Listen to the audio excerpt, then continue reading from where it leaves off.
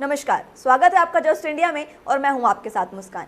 रुक करेंगे उन तमाम खबरों का जिनका सरोकार है आपसे। खबरों के प्रायोजक हैं आरोग्य मास्क लगाएं, कोरोना से सुरक्षित रहें। Oscar super speciality hospital and trauma centre, रंज किया showroom in Rohtak and Bahadurgarh. Showroom पर आएं, टेस्ट ड्राइव लें और गाड़ी बुक कराएं। किसानों की सुविधा के लिए गांवों और मंडियों के बीच बेहतर संपर्क बनाने के उद्देश्य से हरियाणा राज्य कृषि विपणन बोर्ड जल्द ही कुल 691 किलोमीटर लंबी 264 नई ग्रामीण लिंक सड़कों का निर्माण करेगा। इन पर 265.82 करोड़ रुपए का खर्च होगा। कृषि एवं किसान कल्याण विभाग के अतिरिक्त मुख्य सचिव संजीव कौशल ने इसकी जानकारी देते हुए बताया कि सड़कों का निर्माण पंचकुला, अंबाला, यमुनानगर, जींद, भिवानी, हिसार, सिरसा, झज्जर, सोनीपत, करनाल, कुरुक्षेत्र, पानीपत, गुरुग्राम, फरीदाबाद, रेवाड़ी और महेंद्रगढ़ जिलों में किया जाएगा। इसी के साथ उन्होंने बताया कि इस कार्य के लिए राष्ट्रीय कृषि और ग्रामीण विकास बैंक से ग्रामीण अवसंरचना विकास निधि योजना के तहत 207.65 करोड़ रुपए का सॉफ्ट लोन लेने के लिए मांग की गई है। राज्य में लॉकडाउन खुलने के बाद मिली छूट से राज्य में कोरोना संक्रमण ने स्वास्थ्य विभाग के अनुमान को भी गड़बड़ा दिया है। जो अनुमान विभाग लगा रहा था उससे कहीं ज्यादा पॉजिटिव मरीज राज्य में सामने आए हैं। विभाग ने 15 सितंबर तक 72,904 पॉजिटिव मरीजों का अनुमान लगाया था, लेकिन 12 दिन पहले ही ये आंकड़ा 71,000 के करीब पहुंच चुका है। अब प्रदेश में 70,978 मरीज हो गए हैं। विभाग ने 31 अगस्त तक 59,209 मरीजों का अनुमान लगाया था, जबकि इस तारीख तक 65,000 से ज्यादा मरीज सामने आ चुके हैं। हालांकि सक्रिय मरीज 31 अगस्त तक के अनुमान में जो कम सामने आए हैं, लेकिन अब 15 सितंबर तक अनुमान से ज्यादा हो सकते हैं। स्वास्थ्य विभाग के अनुमान 18,226 की अपेक्षा 12 दिन पहले ही 14,295 सक्रिय मरीज हैं।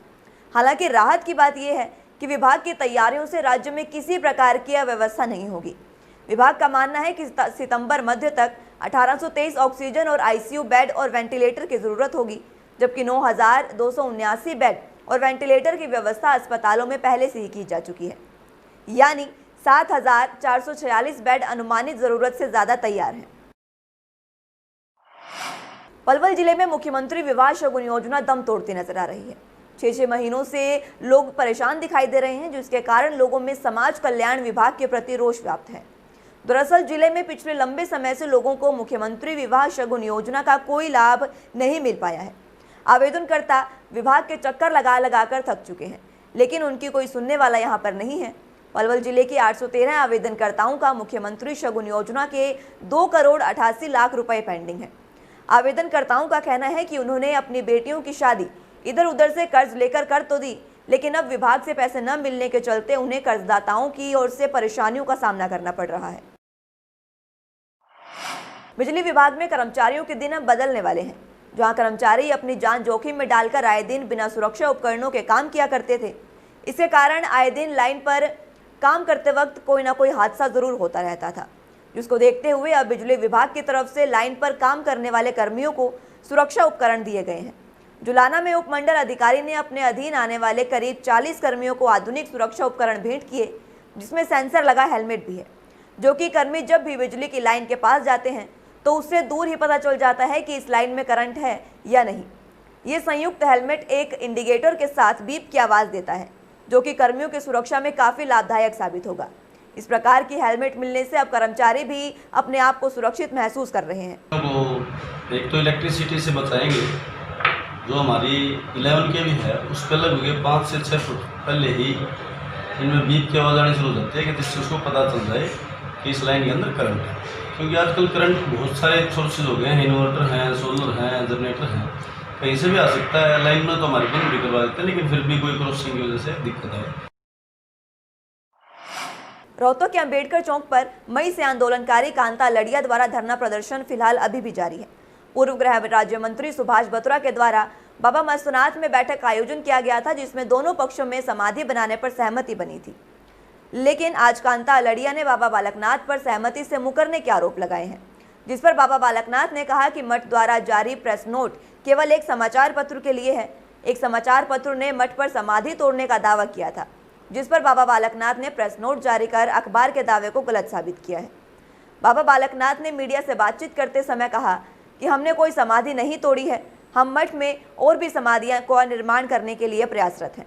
समाधियों के कारण मठ की विशेषता है। बाबा बालकनाथ ने कांता लड़िया के आरोपों को निराधार बताया है। महाराज और बहन जी कांता जी के साथ में ये बात की थी कि हम सब मिलकर बनाएंगे, क्योंकि ये किसी एक व्यक्ति का नहीं है, ये सब पूरे समाज का स्थान है, सब लोगों की आस्था है, सब लोग इसको पूजते हैं। हम सब मिलकर बनाएंगे, उसमें जो भी खर्च होगा, जो भी उसके अंदर व्यवस्था होगी, खर्च के अंदर जो भी उसका पत्थर का वो मंदिर बनेगा, जैसे और समाधि का नक्शा रहेगा ऐसे उसी का नक्शा रहेगा, उसमें हम दोनों मिलकर बनाएंगे। मेरा कहने का सीधे तात्पर्य मतलब ये है कि उसका जब हम निर्माण शुरू करेंगे तो हम दोनों मिलकर एक ही पत्थर को लगाएंगे। एक हाथ हमारा होगा, एक हाथ उनका होगा, एक हाथ सब गांव वालों का होगा, सब मिलकर बनाएंगे और अभी भी बनाएंगे, निश्चित रूप से बनाएंगे। इसमें कोई भी किसी प्रकार का संकोच किसी को भी। प्रदेश भर में सरकार के खिलाफ चल रहे आंदोलन के चलते इंदौर के अनाज मंडी में भारतीय किसान यूनियन के सदस्यों ने एक मीटिंग का आयोजन किया, जिसमें काफी संख्या में जिला करनाल, कुरुक्षेत्र और यमुनानगर के किसानों ने हिस्सा लिया। इस मौके पर भारतीय किसान यूनियन के प्रदेश अध्यक्ष रतनमान मुख्य रूप से उपस्थित रहे। इस अवसर पर रतनमान ने किसानों को संबोधित करते हुए कहा कि केंद्र सरकार द्वारा जो 3 अध्यादेश जारी किए गए हैं वो किसान विरोधी हैं। भाकियू शुरू से इनका विरोध करता आ रहा है। इनके विरोध में भाकियू के सदस्यों ने प्रदेश के सांसदों और विधायकों को मिलकर ज्ञापन भी सौंपा है। उन्होंने कहा कि सरकार कोरोना की आड़ में किसानों के साथ नाइंसाफी कर रही है। कोरोना के चलते किसान कोई धरना प्रदर्शन और पंचायत नहीं कर सकते, इसलिए भाकियू ने अब इन अध्यादेशों के विरोध में प्रधानमंत्री नरेंद्र मोदी को 1,01,000 पत्र लिखकर अपना विरोध प्रदर्शन करने का निर्णय लिया है। इसके लिए भाकियू के सदस्य गांव-गांव जाकर किसानों को इन अध्यादेशों के नुकसान के बारे में जागरूक करेंगे। तो 3 अध्यादेश का मामला जो कृषि से संबंधित है, जो केंद्र सरकार ने जारी किए हैं, उसके हम पहले चरण में सभी सांसदों का, विधायकों का और विपक्षी पार्टियों के नेताओं के पास गए, उनके दरवाजों पर गए, प्रदर्शन किया, ज्ञापन सौंपे गए।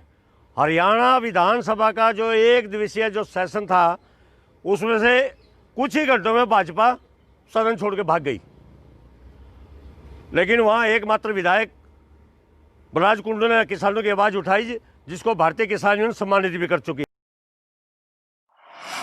प्रदेश भर में सरकार के खिलाफ जारी मिड डे मील वर्करों के धरना प्रदर्शन के चलते वर्करों ने रोहतक के मानसरोवर पार्क में सरकार के खिलाफ धरना प्रदर्शन किया। धरना प्रदर्शन की अगुवाई Haryana mid day meal union की प्रदेश अध्यक्ष सरोज दुजाना ने की। धरना प्रदर्शन करते हुए प्रदेश अध्यक्ष सरकार के खिलाफ डीसी को ज्ञापन देने की बात भी कही। उन्होंने बताया कि सरकार मिड डे मील वर्कर्स के साथ अन्याय कर रही है। उन्होंने सरकार से वेतन बढ़ाने की मांग की। सरकार पर आरोप लगाते हुए उन्होंने कहा कि सरकार अपने किए हुए वादों से मुकर रही है। उनको समय पर वेतन नहीं दिया जाता और समय से अधिक काम करवाया जाता है। सरकार द्वारा पूरे साल का मानदेय लागू किया जाना चाहिए। लॉकडाउन के समय वर्करों ने घर घर जाकर खाना भी बांटा है और काम करवाने के बाद सरकार वेतन की अदायगी से मना कर रही है। आज हमें विरोध प्रदर्शन है हमारा और मुख्यमंत्री के नाम ज्ञापन देंगे और हमारी मांगे है, एक तो मिड डे मील का 12 महीने का मानदेय लागू किया जाए, ये 10 महीने का मानदेय बंद करे सरकार। और हमारी मांगे है, हमारे को ड्रेस के 600 रुपये मिलते हैं साल में, ताकि किसी भी विभाग में नहीं है ऐसा, और ये 1200 रुपये किए जाए कम से कम है, और वो भी टाइम पे वेतन नहीं मिलता हमारे को। और एक ये बेकार प्रथा करनी सरकार बंद करे। करनाल जिले में आए दिन यौन शोषण की लगातार घटनाएं सामने आती रहती हैं। इसी कड़ी में तरावड़ी और करनाल के बाद अब इंद्री से भी एक ऐसा ही मामला सामने आया, जिसमें शिकायतकर्ता महिला ने बिजली निगम के एक कर्मचारी पर फोन द्वारा अश्लील बातें करने का आरोप लगाया। महिला की शिकायत पर पुलिस ने आरोपी के खिलाफ मामला दर्ज कर लिया है। मिली जानकारी के अनुसार कस्बे के गांव की रहने वाली महिला ने पुलिस को दी शिकायत में बताया कि वो बीती 1 सितंबर को अपने चाचा के लड़के के साथ पावर हाउस इंद्री गई थी, जहां उनकी मुलाकात बिजली विभाग में कार्यरत श्रीचंद से हुई, जो अगले दिन उसके घर आया और महिला को घर में अकेला पाकर आरोपी ने उससे अश्लील बातें करना शुरू कर दिया, जिसके बाद आरोपी ने महिला से 3000 रुपये लिए, जबकि महिला के पति के फोन पर केवल 2000 रुपये का ही मैसेज आया था। आरोप है कि 1000 रुपये आरोपी ने उससे रिश्वत के तौर पर लिए हैं। मामले में पीड़िता का कहना है कि आरोपी के पास सरकारी राशन का भी एक डिपो है। 2 सितंबर को आरोपी जब उसके घर पर आया था तो उसने महिला को कहा था कि मैं तेरा राशन कार्ड भी बनवा दूंगा, राशन कार्ड बनने के बाद तुम्हें किसी तरह की कोई समस्या नहीं होगी। मैंने माफ़ करवा दिया है, ये करवा दिया है। मैंने सोचा चलो भी मेरे ससुर जितने उम्र के हैं मदद कर रहे हैं, अच्छी बात है। मुझे नहीं पता था कि उसके पीछे उसकी कोई गलत इम्यूनिटी है, वो हाँ मुझसे कुछ और चाहता है।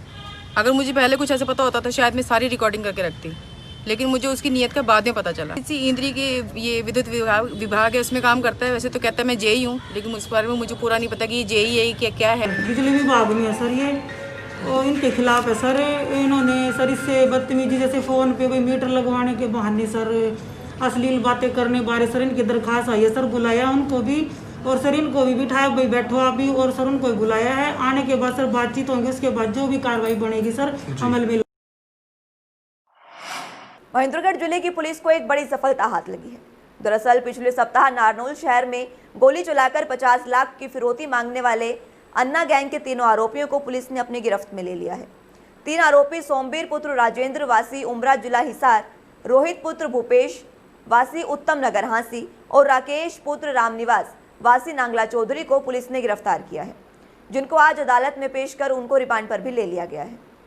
नारनौल में जो है ना 2 गोली कांड हुए 27 और 28 तारीख को, जिसमें क्रिमिनल ने जो है ना गोली चला के और 50 लाख रुपए की फिरौती मांगी, और जो ना पब्लिक में दहशत फैला के, ताकि जो ना एक्सटॉर्शन की जा सके। इसमें जो है ना पुलिस ने कार्रवाई करते हुए इसमें जो एक अन्ना गैंग को आइडेंटिफाई किया और वह अलग अलग टीम में भेज के उसके बारे में पता करा के, और उसके 3 जो है ना क्रिमिनल जो थे उनके 3 अपराधियों को जो पकड़ लिया।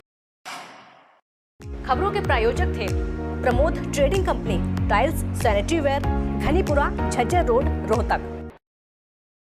एशियन कलर कोटेड स्पात limited. Be Fast Fit, India's fastest growing fitness chain, now at Rohtak D Park. Corona महामारी से लड़ने के लिए आरोग्य मास्क लाया है आपके लिए सबसे आधुनिक मास्क। इसके साथ ही आपको मिलेगी आधुनिक PPE किट, वो भी बहुत ही सस्ते रेट पर। contact@arogyamask.com पर जाएं और हमसे संपर्क करें, या फिर www.arogyamask.com से जुड़ें। इसके साथ ही आप हमें कॉल कर सकते हैं। हमारा पता है Anand international, plot number 181, sector 25, Panipat, Haryana.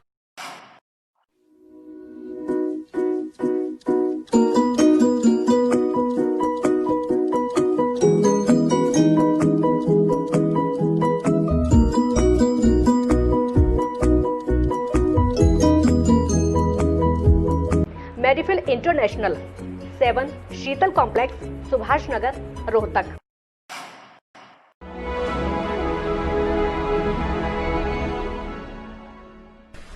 चाचा, आपने नया घर बनवाया है तो घर की छत पर कौन सी शीट लगवाई है? बेटा, मैंने अपने घर की छत पर एशियन शीट लगवाई है, क्योंकि वो कभी न मिटने वाले ओरिजिनल निशान की चादरें हैं। साथ में ISI का चिन्ह, 5 साल की वारंटी के साथ साथ पैसों का सही मूल्य देने वाली वही इकलौती शीट्स है। क्योंकि नाम नहीं, पहचान जरूरी है। फिलहाल के लिए इतना ही। जुड़े रहिए जस्ट इंडिया के साथ। नमस्कार।